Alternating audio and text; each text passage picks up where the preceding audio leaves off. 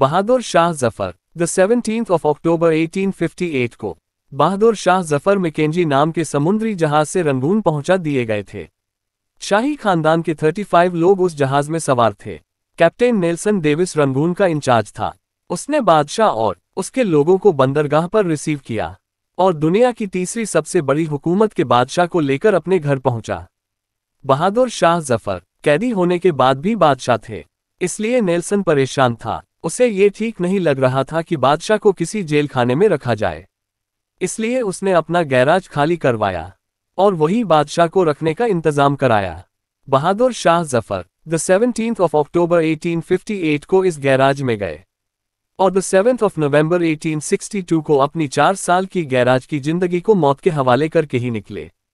बहादुर शाह जफर ने अपनी मशहूर गजल इसी गैराज में लिखा था। लगता नहीं है दिल मेरा उजड़े दियार में, किसकी बनी है आलम न पायदार में, और कितना बदनसीब है जफर दफन के लिए, 2 गज जमीन भी ना मिले कुए यार में। द 7th of November 1862 को बादशाह की खादमा परेशानी के हाल में नेल्सन के दरवाजे पर दस्तक देती है। बर्मी खादिम आने की वजह पूछता है। खादमा बताती है बादशाह अपनी जिंदगी के आखिरी सांस गिन रहा है, गैराज की खिड़की खोलने की फरमाइश लेकर आई है।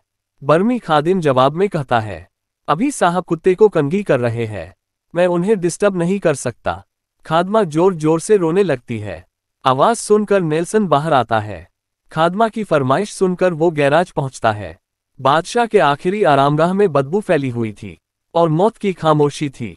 बादशाह का आधा कंबल जमीन पर और आधा बिस्तर पर, नंगा सर तकिए पर था, लेकिन गर्दन लुढ़की हुई थी, आंख को बाहर को थे और सूखे होंठों पर मक्खी भिनभिना रही थी। नेल्सन ने जिंदगी में हजारों चेहरे देखे थे, लेकिन इतनी बेचारगी किसी के चेहरे पर नहीं देखी थी। वो बादशाह का चेहरा नहीं बल्कि दुनिया के सबसे बड़े भिखारी का चेहरा था।